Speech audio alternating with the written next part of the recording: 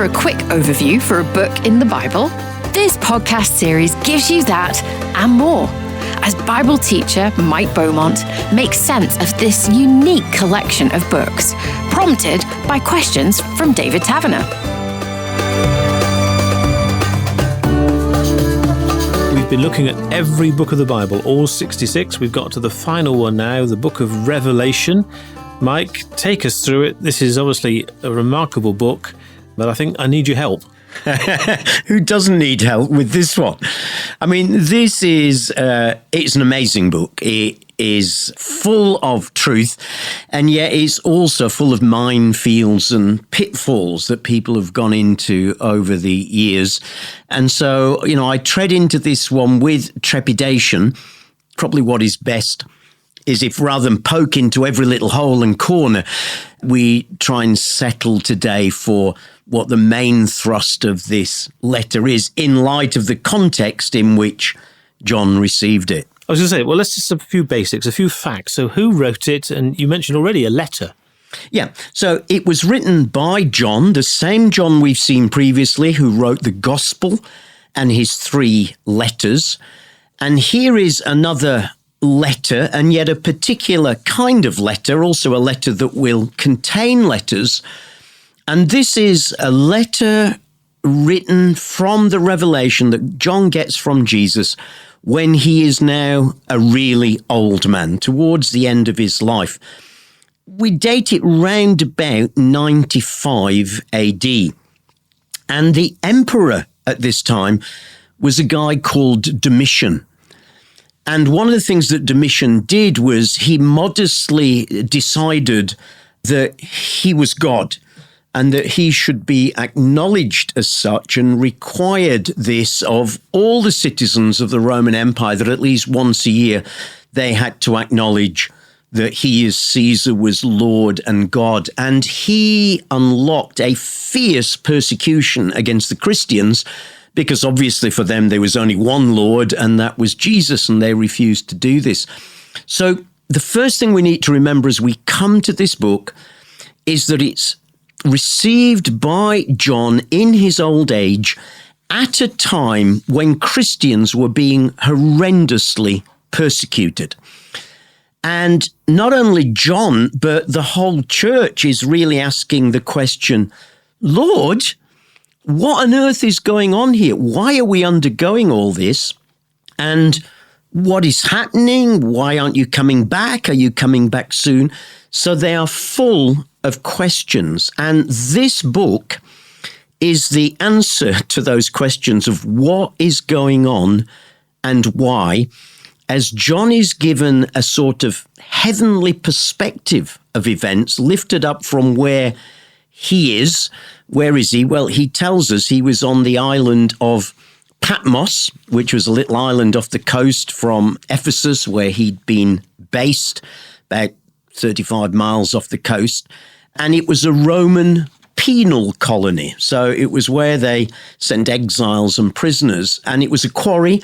So it may well be that John was working here as an old man, laboring away, forced labor, in the quarries of this penal colony, in isolation from all his Christian friends, perhaps thinking things through, when suddenly he hears a voice. The book starts that he was in the Spirit on the Lord's day, and he heard a loud voice. And as he turns round, he sees the one whom he last saw many, many years before, 60 years before. And I'm sure as he heard that voice, he thought, oh no. And he suddenly realized who it was, and turns, and he gets to see a vision of Jesus and his angels who call him up into heaven to see what's going on here on earth from a heavenly perspective. So this isn't Jesus' return to earth. This is some glimpse of Jesus that he's getting. Absolutely. And it's a glimpse that he is getting, in fact, the letter begins by him putting letters within the letter. Perhaps we should say that, this is a letter. He's told to write a letter. It is to the 7 churches.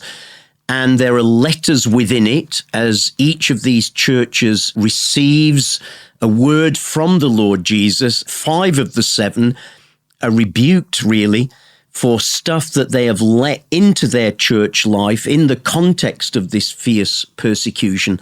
But then in chapter 4, John is invited to come up to heaven. He hears a voice saying, "Come up here and I will show you what is going to take place." Now, that word "show" is important. This whole book is called Revelation because that's what we are told it is at the beginning of the book. It's a revelation of what is about to take place. The Greek word for revelation is apocalypsis. It means an unveiling. It was actually the word that was used in the theatre when they lifted the curtain. They did the unveiling, the apocalypsis.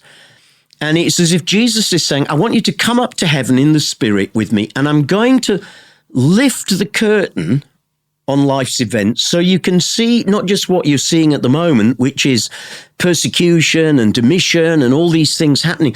I'm going to lift the curtain for you to reveal what is happening from heaven's perspective. Now, that's really important. The thing about a revelation is, believe it or not, it reveals. This is meant to reveal something.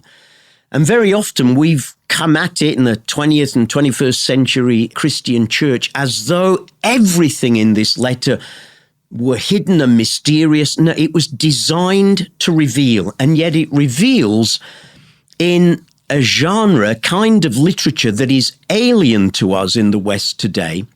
And so we often misunderstand it. It's in a genre called apocalyptic, which used pictures, symbols, numbers to reveal its message. And these pictures and symbols and numbers, it's important for us to understand, were well understood in their day. They were not mystical and hidden. No secret code or anything. Absolutely not. And that's how Revelation has often been interpreted in the last 100 years or so, a secret code waiting for me to come along and crack it and identify, which Russian president this means and which country that means and so on. They would have understood clearly and easily what this symbolism was all about. It was well known in Judaism. It's rooted in the Old Testament and in Jewish thinking. So, we're not coming here looking for secret mysteries in our age. This is a message to the persecuted church of John's time to encourage them and to use language that they would have easily understood and interpreted, to see that despite everything that is going on and everything that frankly seems to be going wrong, Jesus is still on the throne, God has a plan, and in the end, we win. So what does this revelation reveal to those 7 churches? Well, why don't I sort of give a quick bird's eye overview of what this letter is about? In this letter, everything comes in 7s. Why 7? Because 7 was God's perfect number. In his gospel, John had said he knew many miraculous signs that Jesus had done, but chose only 7. 7 was sufficient. And so, not surprisingly, this book is in 7 main sections. So put your seatbelt on, sit back, enjoy the flight, and here we go very quickly. In Section 1, chapter 1, verses 1 to 8, this is all about Jesus, who is Lord of all. A prologue where it's made clear what this letter is and who it is, Jesus, that lies behind it.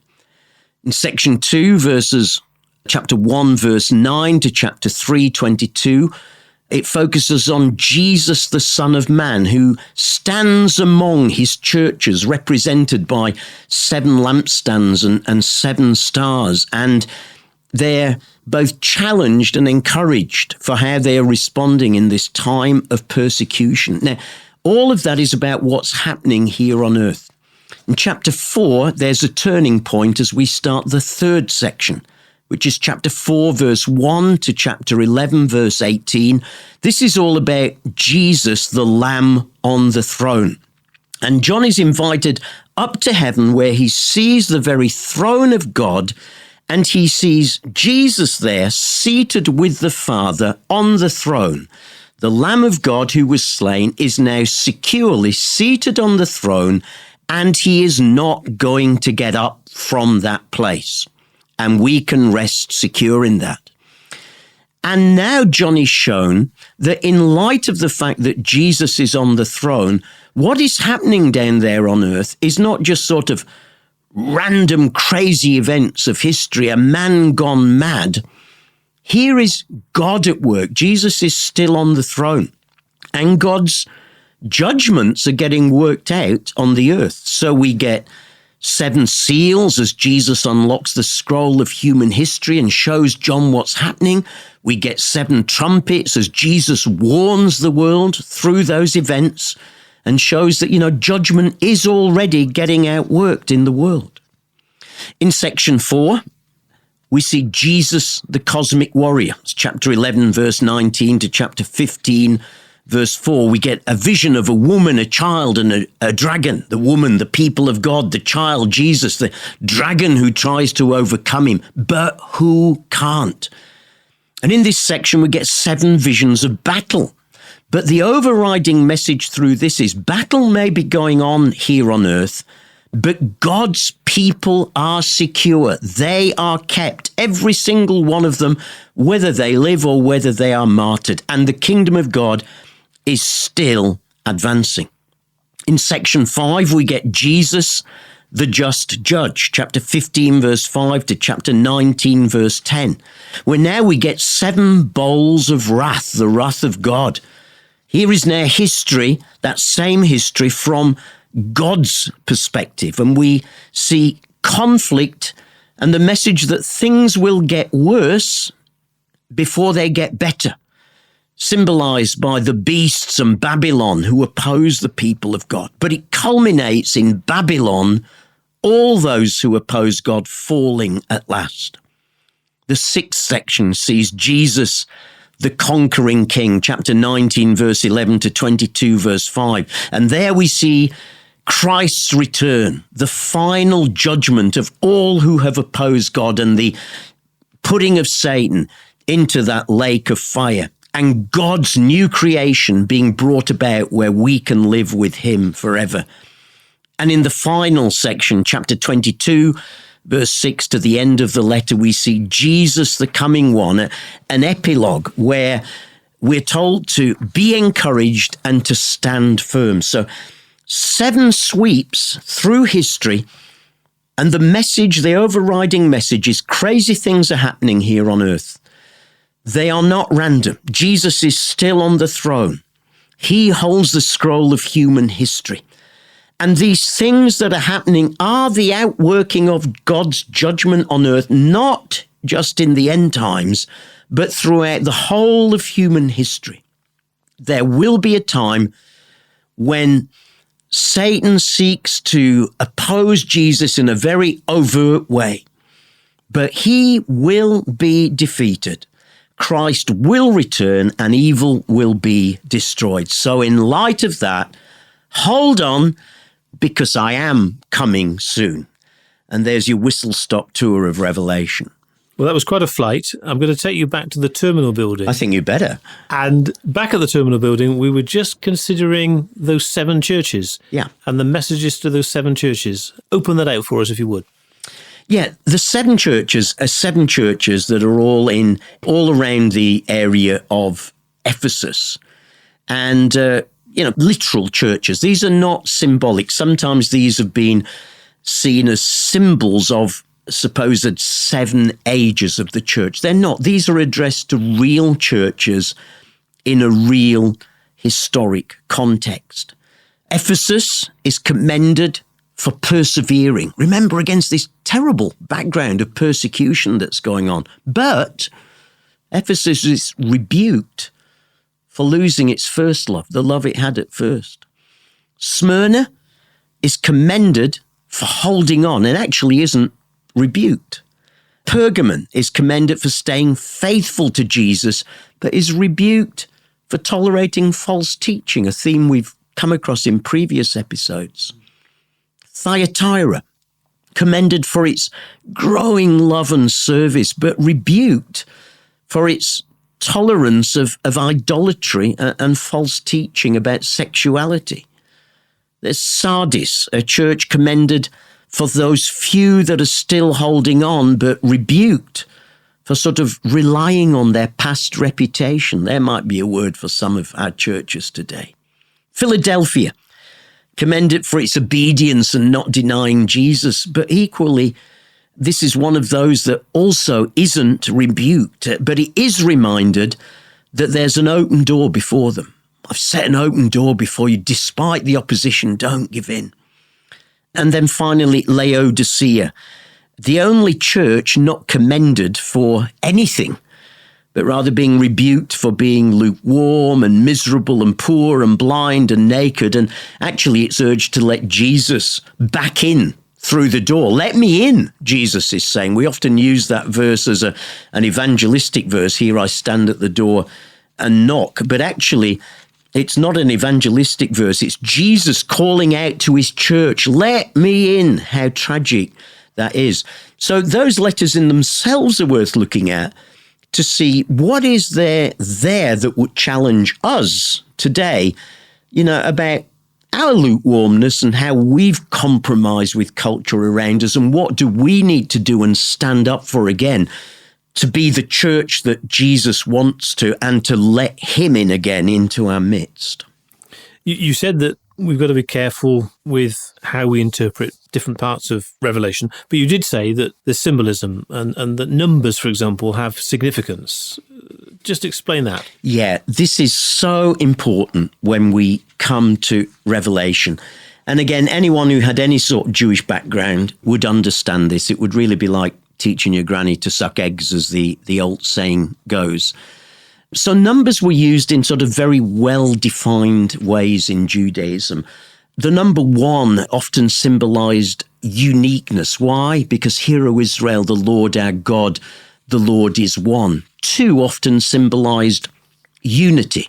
So Jesus sent his disciples out in 2s. The animals went into the ark at 2 by 2. 3 denoted God's power or God's powerful intervention. So things often happened on the 3rd day. Think of Jonah, spewed out from the great fish on the 3rd day. Think of Jesus raised from the dead on the 3rd day, the day when God acts. 4 symbolized the whole of creation. Thinking of the 4 corners of the earth, the 4 winds that were thought of across the earth. 5 was half complete and 10 complete. Why? Because they had a decimal system. 6 was the number of humankind. Why? Because in Genesis, God creates mankind on the 6th day.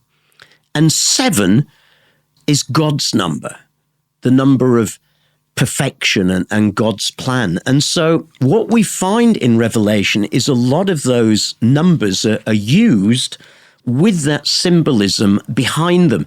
So you've already seen there are 7 sections to the letter, but there are also 7 churches, 7 letters, 7 seals, 7 trumpets, 7 plagues.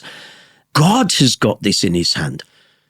And there are 2 other numbers that spring to mind associated with Revelation, 144,000 and 666. Yeah, the ones that cause lots of disagreement between Christians. Let me do the 666 one first. 6, the number of a man. Now, in Hebrew, there is no what we call comparative and superlative. So in English, we would say good, better, best. In Hebrew, they would have to say good, good, good, good, good, good. So when in Isaiah 6, Isaiah hears the angel singing, holy, holy, holy, what he's really hearing is God is the holiest of all. So that works with numbers too. 6 is the number of humanity, a man's number. This opponent of God is going to be a man. Actually, he's not just going to be 6, he's going to be 666. The most that man can give. No, he's going to be 666. The very biggest that man could be and stretch to. But here's the good news. This enemy, this opponent of God, his number might be 666, but I'll tell you what, he'll never be 7. He'll never reach 7. There's only one 7, and that's God. So while in the end time, this figure will arrive whose symbolic number will be a 6, a 6, a 6, he's still only human. He's the worst that humanity can be. He'll try all he can with his human powers, and he'll use deceit, and he'll use false religion and political power, but he'll never get beyond 6 because there's only one 7, and that's the Lord, and he's reigning in heaven. So forget anything you've heard about being barcoded or the number 666 being tattooed on your arm. It's complete nonsense. Let's go to the other big one, 144,000. The first thing is, it is 144,000, not the 144,000. This number occurs twice in the book, and it's a combination of numbers. And this again is how Jewish numerology used to work. How can you break up 144,000? Well, it's a combination of 12s and 10s. 12, what did 12 symbolize? Well, we know, going right back to the Old Testament, the people of God, the tribes, all of God's people. So 12 times 12 is most definitely all of God's people.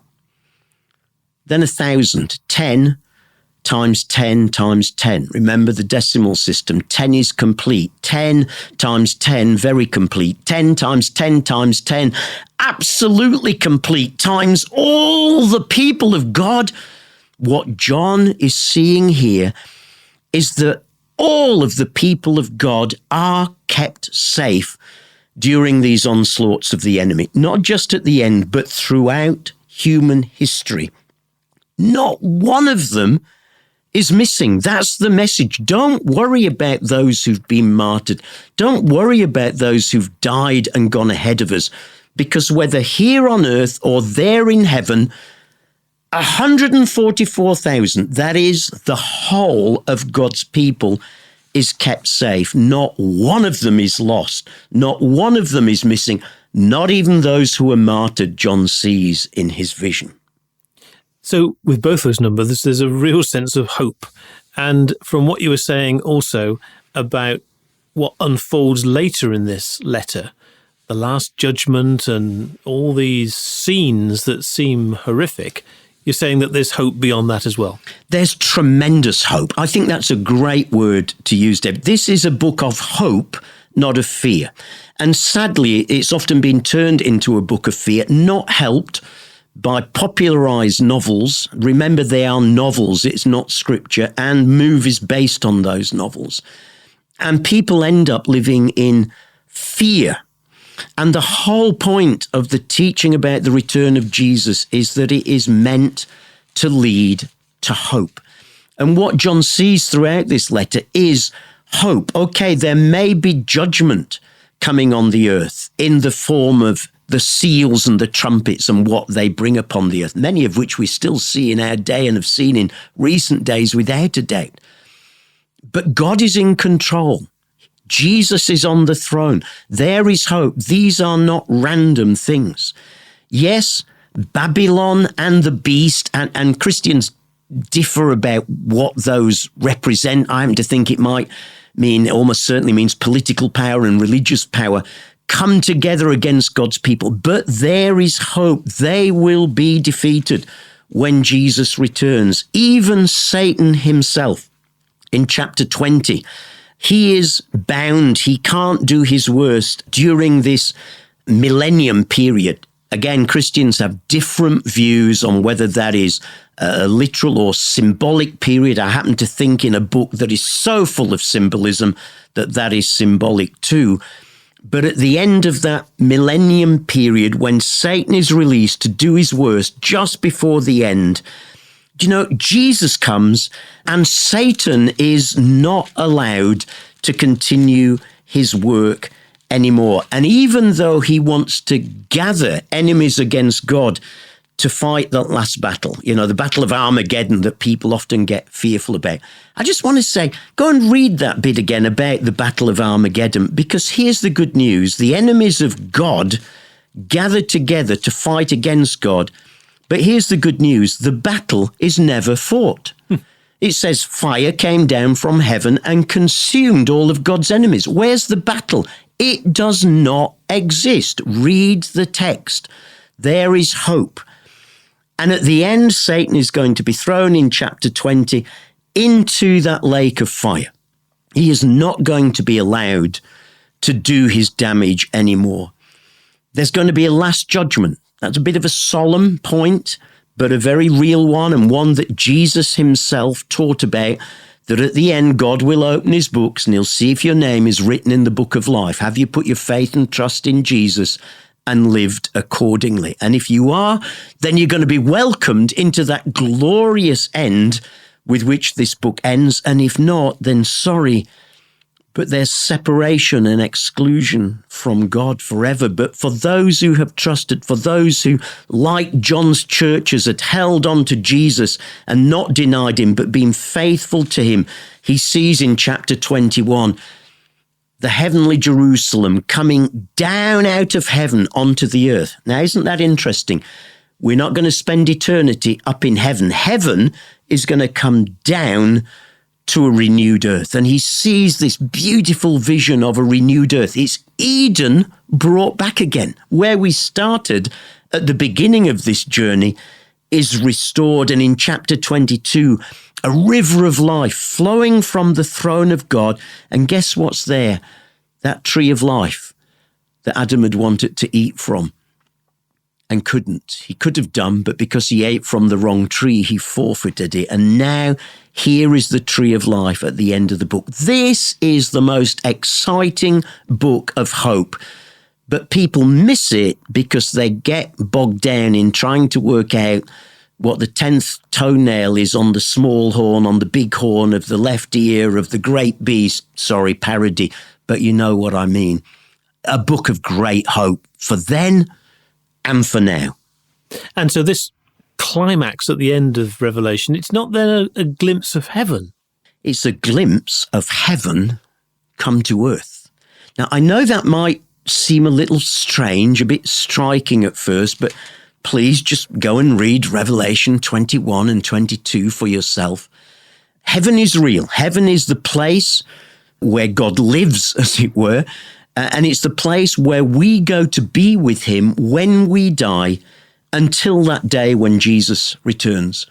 But Paul talks in the book of Thessalonians of how when Jesus returns, he'll return with all those who've died trusting in him.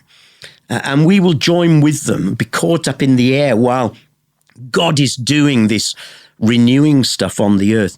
So very clearly in Revelation 21, he says, I saw a new heaven and a new earth, for the first heaven and the first earth had passed away, and I saw the holy city, the new Jerusalem, coming down out of heaven from God, prepared as a bride, beautifully dressed for a husband. So heaven comes down to earth to gloriously renew and transform this earth that we have destroyed. And that's why this book's so exciting. It takes us right back to Genesis. The Garden of Eden that was lost is now restored, but it's described in a way that John could understand and his readers could understand. It's described as a beautiful city. Why a city? Because in those days, a city spoke of security. The city was where you went when you were under attack. This is a place of beauty and security with Jesus at the center. And in light of that, the book ends with a behold, I'm coming soon. Now, the soon has probably been a bit longer than we had perhaps imagined, and certainly John had imagined, but we're given encouragement to keep believing and keep pressing on in hope, in light of this hope that we see in this book. So those final words, from Jesus, didn't say I might come. It's a definite, I will come. Oh, it's a definite. And we saw when we were looking at a previous letter, when we were looking in Peter, how people were saying, well, where's this promise of his coming then? The years pass by. If they were saying that then, they'll even be saying it now. but it's an absolute promise. I mean, Jesus says it again and again in the Gospels that he is returning at the end of the age, and that when he comes, he will renew God's world and give us bodies fit to live in that new world. Paul says in 1 Corinthians 15, what he calls resurrection bodies, that we can enjoy God's presence forever and we can get back to how it was meant to be. So the certainty of Jesus' return is never in doubt in the New Testament. And what we are called to be and do is to be ready for that, to have made our decisions now, because there will be no time then to change our mind. There'll be no opportunity then to say, well, my grandma was a believer. When those books are opened, God will want to look and see, is your name written in that book of life? Have you put your faith and trust in Jesus? And if you have, not only does a great life with him start now, it lasts forever and is going to come to climax in this very exciting finish, not just to this book, but to the whole of the Bible story. And after 66 books, the Bible doesn't finish with a full stop. I guess it finishes with a ...